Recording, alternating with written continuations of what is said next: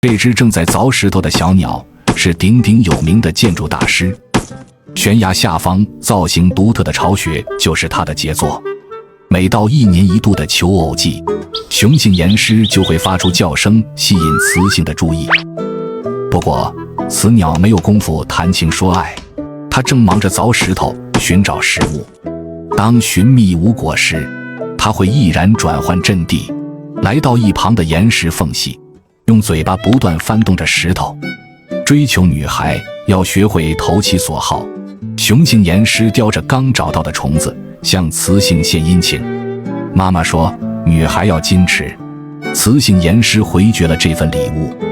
俗话说好女怕郎缠，面对再次送到嘴边的食物，雌性只好安心笑纳。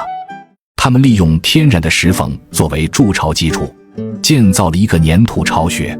独特的开口设计使岩狮在进入巢穴的同时可以去除身上的灰尘。为了使巢穴能够传承下去，他们会定期进行维护。